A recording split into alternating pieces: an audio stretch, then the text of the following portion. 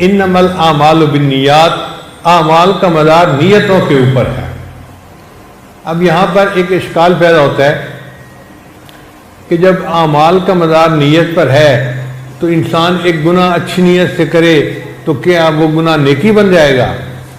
مثلا ایک بندہ اس لیے چوری کرتا ہے کہ میں یہ پیسہ غریبوں میں تقسیم کروں گا، تو کیا اس کا وہ پیسہ چوری کرنا جائز ہو جائے گا؟ تو علماء نے اس کا جواب دیا ہے کہ گناہ کا کام تو اللہ کو ناپسندیدہ ہے، اس کو نیکی سمجھ کے کرنا تو دین کو کھیل بنانے والی بات ہو گئی اور زیادہ نفرت والی بات ہو گئی۔ اصل مقصد یہ ہے کہ جو نیک اعمال ہیں ان کی بھی قبولیت کے لیے نیت کا ٹھیک ہونا ضروری ہے۔ اگر نیک عمل بھی بری نیت سے کیے جائیں گے تو وہ بھی گناہ بن جائیں گے۔ اس کی ایک مثال سن لیجئے، ایک شادی شدہ عورت ہے، اس کے لیے اچھے کپڑے پہننا، خوشبو لگانا عبادت ہے۔ وہ اپنے خاوند کی نیت سے اچھی خوشبو لگائے، اس کو اللہ کی طرف سے ثواب ملے گا، نیک عمل ہے۔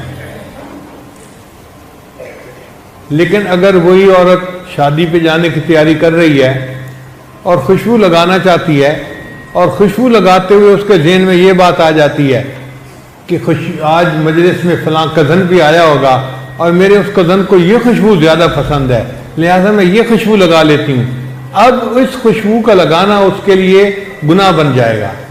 نیک کام تھا مگر نیت کے بد ہونے کی وجہ سے وہ نیک کام بھی برا بن گیا۔ تو اصل مقصد یہ ہے کہ نیک کام تو تب نیک بنے گا جب اس کی نیت بھی ٹھیک ہوگی، اگر نیت میں کمی ہو گئی تو نیکی بھی خراب ہو جائے گی۔ تو ہم اپنے ہر کام میں اپنی نیت کو واچ کرتے رہا کریں، پرکھتے رہا کریں کہ ہم کس لیے کر رہے ہیں۔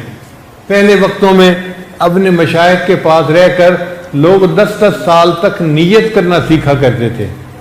حضرت شیخ حدیث محمد زکریا رحمۃ اللہ نے اپنی کتاب میں لکھا ہے کہ ایک آدمی اپنے شیخ کے پاس 8 سال رہا اور وہ کہتے ہیں کہ میں نے 8 سال میں اپنی نیت کو ٹھیک کرنا سیکھا۔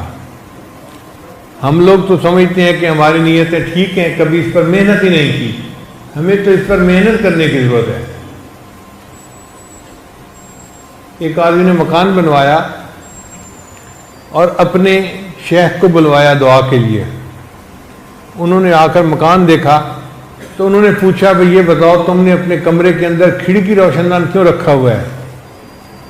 اس نے کہا جی یہاں سے ہوا اور روشنی آتی ہے۔ انہوں نے کہا اللہ کے بندے تو نیت یہ کرتا کہ اس کھڑکی روشن دان سے اذان کی آواز مجھے آیا کرے گی، باقی روشنی اور ہوا تو آنی تھی، اس کو تو کوئی نہیں روک سکتا۔ تو ہم بھی جو کام کریں اس میں نیت کو ٹھیک کریں تو ہمیں ثواب ملے گا۔ علماء نے لکھا ہے کہ اس امت کو بدنیتی سے اتنا نقصان نہیں پہنچا جتنا بلا نیتی سے پہنچا ہے۔ ہم بہت سارے کام بغیر نیت کے کر لیتے ہیں۔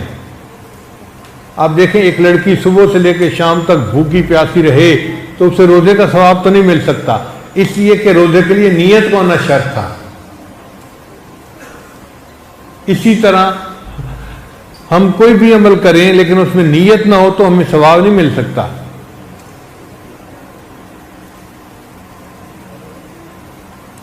ہم کئی کام کرتے ہیں لیکن ہمیں نیت کرنی نہیں آتی۔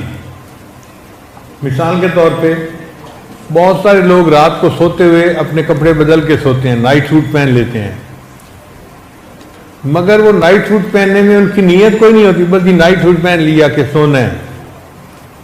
حدیث مبارکہ میں آتا ہے کہ نبی علیہ السلام رات کو سونے لگتے تھے تو تہبند تبدیل فرما لیا کرتے تھے۔ اگر ہم سنت کی نیت سے اپنے کپڑے بدلیں، یہ نائٹ سوٹ پہنے کہ نبی علیہ السلام کپڑے بدل لیتے تھے، میں سنت کی اتباع میں کپڑے بدل رہا ہوں، اب ہمیں اس پر ثواب ملے گا ورنہ ثواب نہیں ملے گا۔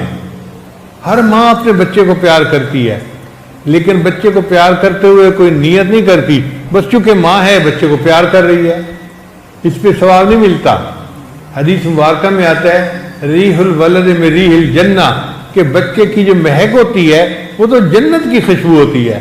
تو ماں نیت یہ کرے کہ میں جو اپنے بچے کو پیار کر رہی ہوں اور مجھے بچے کے جسم کی مہک محسوس ہو رہی ہے، یہ میرے لیے جنت کی خوشبو ہے، میرے آقا نے فرمایا۔ اب اس نیت سے بچے کو بوسہ لینا، پیار کرنا، سونگنا، یہ عبادت بن جائے گا۔ تو ہر عمل میں ہمیں نیت کرنی پڑے گی، تب وہ عمل عبادت بنے گا۔ اب یہاں سے ایک مسئلہ اور بھی آ گیا کہ اگر ایک عمل میں ایک نیت ہوگی تو ثواب تھوڑا، اور اگر زیادہ نیتیں ہوں گی تو ثواب زیادہ ہو جائے گا۔ مثال کے طور پر ایک بندہ مسجد میں نماز پڑھنے جاتا ہے اور نیت کرتا ہوں میں جا رہا ہوں جی نماز پڑھ کے آتا ہوں، تو اس کو ثواب تھوڑا ملے گا۔ ایک بندہ نیت کرتا ہے میں مسجد میں جا رہا ہوں جی، میں وہاں جتنا وقت گزاروں گا اعتکاف کی نیت سے گزاروں گا، میں وہاں پر قرآن پاک کی تلاوت کروں گا، اگر درس حدیث درس قرآن ہو رہا ہوگا تو میں درس بھی سنوں گا، اگر محلے والوں سے ملاقات ہوئی میری تو میں ان کی خیریت بھی دریافت کروں گا، اور میں نماز کے وقت میں نماز بھی پڑھوں گا۔ اب اس بندے نے چونکہ زیادہ نیتیں اکٹھی کر لی تو اس کو ثواب زیادہ ملے گا۔ حضرت مولانا عبدالحق رحمۃ اللہ علیہ دارالعلوم دیوبند کے ایک شیخ الحدیث گزرے ہیں، انہوں نے مجھے UK میں ایک جگہ بتایا، فرمانے لگے کہ میں نے فلاں کتاب میں پڑھا، ایک محدث فرماتے تھے میں کپڑوں کو بدلتے ہوئے 40 نیتوں کو اکٹھا کرتا ہوں۔ اب ہمیں تو چند نیتیں بھی نہیں آتی، 40 نیتیں تو بڑی دور کی بات ہے۔ ہم تو زیادہ سے زیادہ یہ نیت کر لیتے ہیں کہ جی میلے کپڑے ہیں چلو صاف کپڑے پہن لیں، اور وہ نیت کرتے تھے میں کپڑے پہن رہا ہوں، میں اپنے ستر کو چھپانا چاہتا ہوں، میرے اللہ کا حکم ہے، ایک نیت۔ دوسری نیت کہ صاف کپڑے اللہ کا ذکر کرتے ہیں اور میلے کپڑے ذکر نہیں کرتے، تو میں صاف کپڑے پہنتا ہوں تاکہ میرے کپڑے میرے بدن پر اللہ کا ذکر بھی کریں، دوسری نیت۔